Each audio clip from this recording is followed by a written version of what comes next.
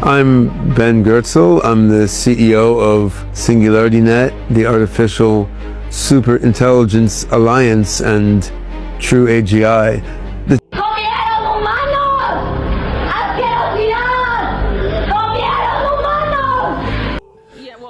Going to say that in the testimony, there's a particular reference Epstein makes to Africa. ታዋቂው አሜሪካዊ ቢሊየነርና በልጆች ላይ በሚፈጸሙ ወንጀሎች ስሙ የሚነሳው ጄፌሪ ኤፕስታይን ከኢትዮጵያ የዲጂታል መታወቂያና የቴክኖሎጂ ስራዎች ጋር ምን ግንኙነት አለው? በቅርቡ የተገለጠው ቤንጃሚን ጎርቴዝ በኢትዮጵያ የኤአይ ላቦራቶሪ አይኩጅ ላብስ ከመሰረቱ ሰዎች አንዱ ነው። ይህ ላቦራቶሪ ታዋቂዋን ሶፊያ የተባለችውን ሮቦት በማበልጸግ ረገድ ትልቅ ድርሻ እንዳለው ይነገርለታል። 2021 የአውሮፓውያን አቆጣጠር ከኢትዮጵያ ትምህርት ሚኒስቴር ጋር የተፈረመ ስምምነትና የከፍተኛ የሚኒስትር ቁሌቶች ምንድናቸው?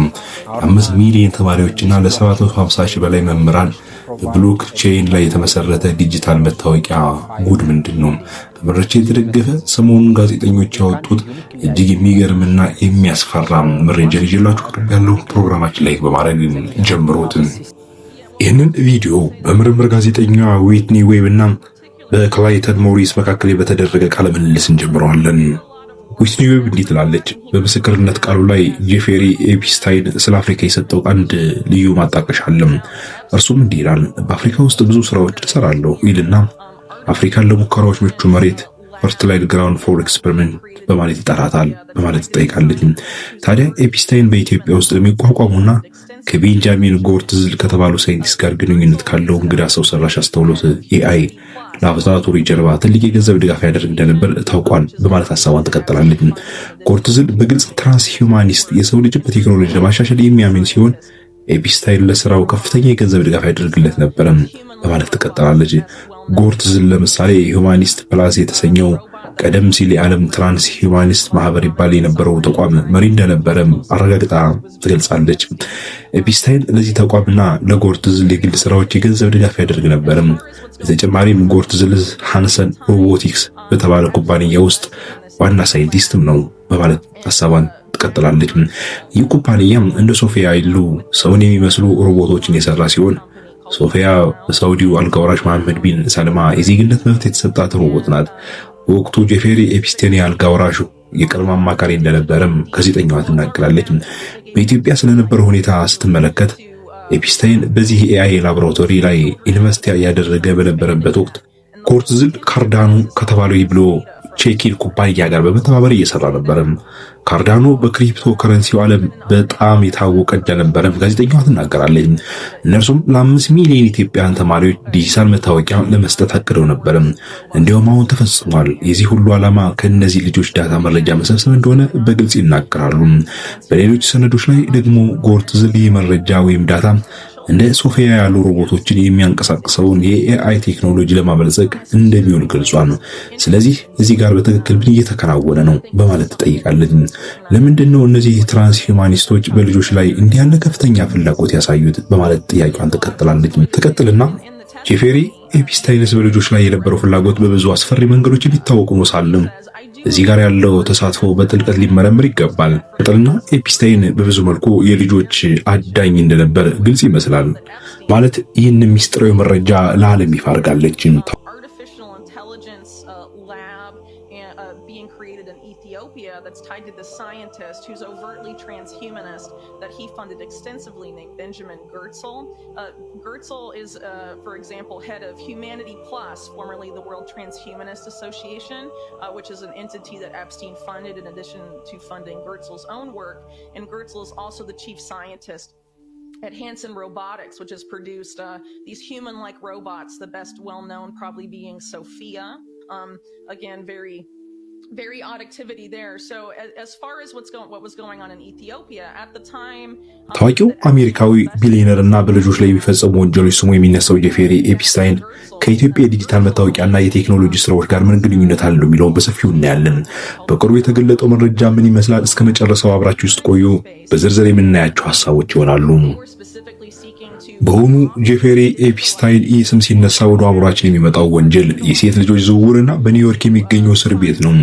ነገር ግን እዚህ ጨለማ በስተጀርባ ኤፕስታይን ሌላ ትልቅ ፍላጎት ነበር። የሰው ልጅን የወደፊት ዕጣ ፈንታ በቴክኖሎጂ መቆጣጠር። ይህም የመጀመሪያው መዳረሻ የሆነችው ኢትዮጵያ መሆኑ ደግሞ ያሳዝናል። ኤፕስታይን አፍሪካን ለሙከራዎች ምቹ መሬት ብሎ ይጠራታል። በኢትዮጵያ ውስጥ ከቤንጃሚን ጎርትዝል ጋር በሚሰራው የኤአይ ላብራቶሪ ጀርባ እጁ እንዳለበት ይነገራል። ዛሬ የምንጠይቀው ጥያቄ ግልጽ ነው። ለምንድነው የዓለማችን ቁጥር 1 ወንጀለኛ የተባለው ሰው በኢትዮጵያ የቴክኖሎጂ ስራ ላይ በሚሊዮን የሚቆጠር ዶላር አፈሰሰ?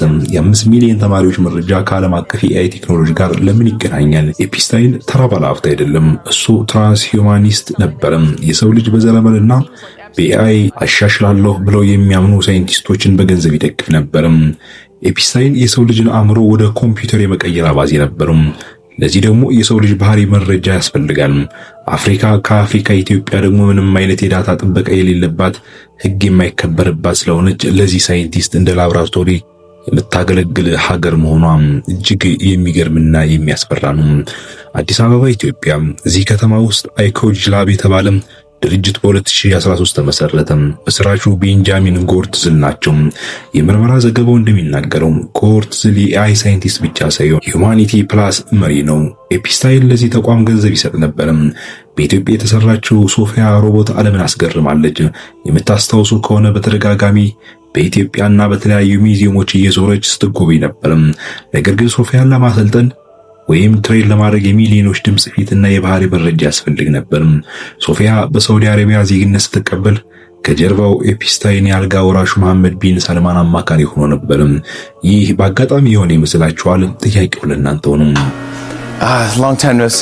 በ2021 የአውሮፓውያን አቆጣጠር የካርዳኖ መስራች ቻርልስ ሆስኪንስ ወደ ኢትዮጵያ መጣ። በታሪኩ ትልቅ የተባለውን የብሎክቼን ስምምነት ፈረመ። 5 ሚሊዮን ተማሪዎች ዲጂታል መታወቂያ እንዲኖራቸው ማድረግ ነበር ሐሳቡ። መረጃው የት ነው የሚቀመጠው? በውጭ ሀገር ኩባንያዎች ሰርቨር ነው ወይስ የት? ለምን ለተማሪዎች እንዲህ አይነት እድሎችን ያመቻቹ መሰሉ? ምክንያቱም የአንድን ሰው መረጃ ከልጅነት ጀምሮ መከታተል የኤአይ ቴክኖሎጂን ለማበልጸግ እጅግ ውድ የሆነ ግብዓት ነውና ነው ነገሩ። ግንኙነቱ ካርዳኖና የጎርትዝል ሲንጉላሪቲ ኔት ኩባንያ በጋራ የሚሰሩት ሚስጥር ኢትዮጵያን ለመቆጣጠርና ለማፍረስ ዋና መንገድ ጠራጊዎች ናቸውና። ኤፕስታይን የኤአይ ምርመራን በገንዘብ ይደግፋል። ሳይንቲስቶቹና ጎርትዝል ኢትዮጵያ ውስጥ ላቦራቶሪ ከፍተዋል። የብሎክቼን ኩባንያዎች እነ ካርዳኖ በሚሊዮን የሚቆጠሩ ሕፃናት መረጃ በመሰብሰብ መሰረተ ልማትን ይዘረጋሉ። ይህ መረጃ ወደፊት የሰው ልጅ አእምሮ ለሚመስሉ ሮቦቶችና ትራንስሂውማኒስት ሙከራዎች ማሰልጠኛ ይሆናል ማለት ነው። ይህ ዲጂታል ቅኝ ግዛት ነው ወይም ዲጂታል ኮሎኒያሊዝም ነው። ሀብታችን ሳይሆን መረጃችንና የልጆቻችን ማንነት እየዘረፉ እንደሆነ ነው የሚሰማኝ። ኢትዮጵያ በቴክኖሎጂ መራመዷ መልካም ነው። ነገር ግን በምን ዋጋ?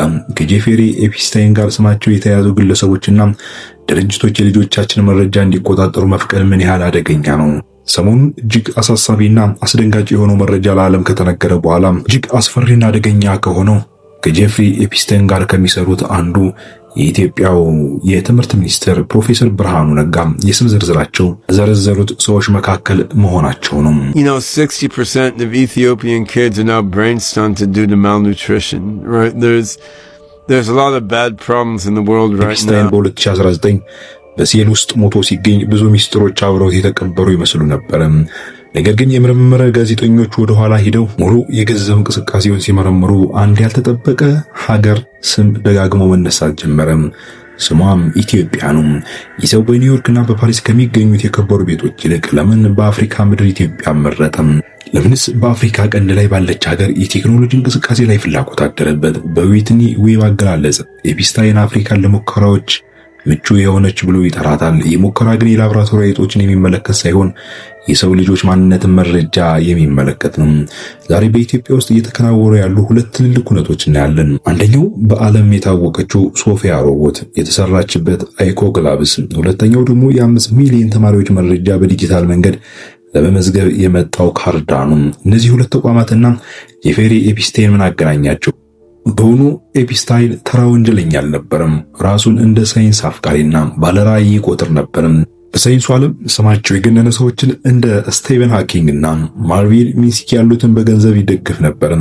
ነገር ግን ትልቅ ትኩረት ትራንስሂውማኒዝም ወይም ደግሞ ሰዎችን ወደ ተለየ አካል ማስተላለፍና ሰዎችን ባህሪያቸውና ማንነታቸውን እንዲያጡ ማድረግ ይህ ማለት የሰው ልጅ እድሜ ማራዘም፣ አእምሮን ወደ ኮምፒውተር መጫንና የሰው ልጅ በቴክኖሎጂ አሻሽሎ ሱፐርማን ማድረግ፣ ሱፐር ሂውማን ማድረግ ማለት ነው። ለዚህ ስራው ደግሞ ቤንጃሚን ጎርትዝል የተባለው የሳይንቲስት በቅርብ ያውቀው ነበር። በሆኑ ቤንጃሚን ጎርትዝል ቅድም እንዳልኳቸው ሂዩማኒቲ ፕላስ የተባለው ድርጅት መሪ ሲሆን ኤፒስታይን ለዚህ ድርጅቱ በሺዎች የሚቆጠር ዶላር በስጦታ ሰጥቶታል። ጎርትዝል በኋላ ላይ ኤፒስታይንን በሳይንስ ላይ የተለየ እይታ ያለው ሰው በማለት ገልጾታል።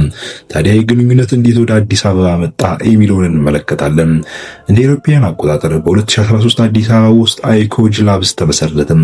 መስራቾቹ ኢትዮጵያውያን ጌትነት አሰፋውና አሜሪካዊው ቤንጃሚን ጎርትዝል ናቸው። ይህ ላቦራቶሪ በኢትዮጵያ የመጀመሪያው የኤአይ ማዕከል ነው። አይኮጅ ላብስ ትኩረቱ የሚያደርገው በሶስት ዋና ዋና ዘርፎች ነው። አርቲፊሻል ጄኔራል ኢንቴሊጀንስ ኤጂአይ፣ እንደ ሰው የሚያስብ ማሽን መፍጠር። ሌላኛው ሮቦቲክስ ነው፣ እንደ ሶፊያ ያሉ ሰዎች የሚመስሉ ሮቦቶች ማበልጸግ።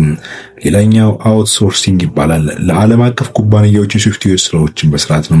እዚህ ጋር ነው ነገሩ የሚገርመው። ሶፊያ ሮቦት በሃንሰን ሮቦቲክስ ብትሰራም የጭንቅላቷ ሶፍትዌር ወይም አእምሮዋ የተገነባው በአዲስ አበባ በሚገኘው አይኮጅ ላብስ ውስጥ ነው።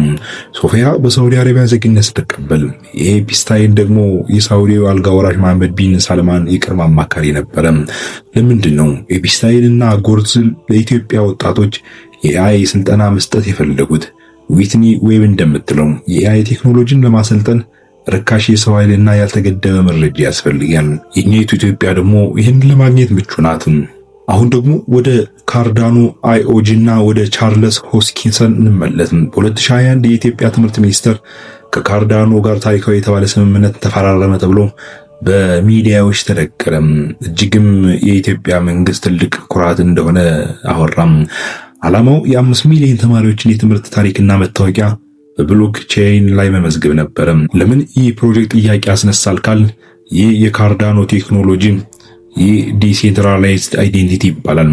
መረጃው የሚቀመጠው በመንግስት ቁጥጥር ስር ሳይሆን በሌላ ሰርቨር ውስጥ ነው፣ በብሎክ ቼይን መረብ ላይ መሆኑ ነው። ይህ መረብ ደግሞ በዓለም አቀፍ ኩባንያዎች የሚመራ መሆኑ እጅግ የሚያስደነግጣል። ሌላው ሲንጉላሪቲ ኔት ትስስር ነው። የቤንጃሚን ጎርትዝል ኩባንያ ሲንጉላሪቲ ኔት እና ካርዳኖ በቅርበት አጋር መሆናቸው ነው። በኢትዮጵያ የሚሰበሰቡ የተማሪዎች መረጃ ለጎርትዝል የኤአይ ምርምርና እንደ ግብአት ሆነው እንዲያገለግሉ ሙሉ በሙሉ መረጃዎች የሚሰጡ ሲሆኑ 5 ሚሊዮን ተማሪዎች ማለት 5 ሚሊዮን የተለያዩ ባህሪ የትምህርት አቀባበልና የግል መረጃ ማለት ነው። ይህ መረጃ ቢግ ዳታ ነው። የ21ኛው ክፍለ ዘመን አዲስ ነዳጅ መረጃ ነውና kids, helping elderly people, do medical care, making creative arts. I mean, I think if you get the mind architecture, the ownership and control, and then the education and experience of the AI, if you do ከካርዳኖ የዲጂታል መታወቂያ እስከ ትራንስ ሂውማኒስት የሰው ልጆች የመቀየር አባዜ ይህ ሁሉ በአጋጣሚ የሆነ ነው ብለው ያምናሉ? ይህ ካመኑ የዋህኖት ማለት ነው። ቴክኖሎጂ በራሱ ክፉ አይደለም። ነገር ግን ቴክኖሎጂን የሚቆጣጠሩ ሰዎች አጀንዳቸው ምንድነው የሚለውን ጥያቄ የህልውና ጥያቄ ነው። ዛሬ በ5 ሚሊዮን ተማሪዎቻችን ላይ እየተተገበረ ያለው የዲጂታል መታወቂያ ነገ ልጆቻችንን ለማን መረጃ አሳልፎ ይሰጣሉ? መረጃ የአዲሱ ዘመን ነዳጅ ከሆነ የልጆቻችን ማንነት ደግሞ የማንም ባለሀብት መጫወቻ መሆን የለበትም። ጄፍሪ ኤፒስታይን ኢትዮጵያ ለሙከራ ምቹ መሬት ብሎ የጠራት የህዝቦቿ መብት የሚጠይቅ ጠንካራ ተቋም ስለሌለ ነው። ዛሬ ዝም ካለ ነገ ልጆቻችን ማንነታቸውን በኮምፒውተር ሰርቨር ውስጥ የተቆለፈበት በኤአይ ስልተ ቀመር አልጎሪዝም የሚመሩ ተጓዦችና ዙምቢዎች እስኪሆኑ ድረስ ይቆጣጠሯቸዋል። ይህንን መረጃ ያቀረብነው እንድንፈራ ሳይሆን እንድንነቃ ነው። መብታችን እንድናቅ፣ የመረጃችን ባለቤት እንድንሆን፣ የሀገራችን የወደፊት ተስፋ የሆኑትን ተማሪዎቻችን የላቦራቶሪ ሙከራ ሳይሆኑ የራሳቸውን ዕጣ ፈንታ የሚወስኑ ዜጎች መሆናቸውንም እውነት ነፃ ያወጣቸዋል። ስለዚህ ጉዳይ የእርሱ አስተያየት ምንድነው? ከታች ባለው የሐሳብ መስጫ ሳጥን ውስጥ አስቀምጡ። ለሌሎች እንዲደርስ ቪዲዮውን ሼር በማድረግ ሐሳባችሁን በማስቀመጥና በቀናነት ላይክ ያደረጋችሁ ሌሎች እንዲሰሙና እንዲያደምጡት መረጃውን አካፍሉትም። በሌላ ሐሳብ በሌላ ፕሮግራም እስክንገናኝ ሰላም ላለው ሰላም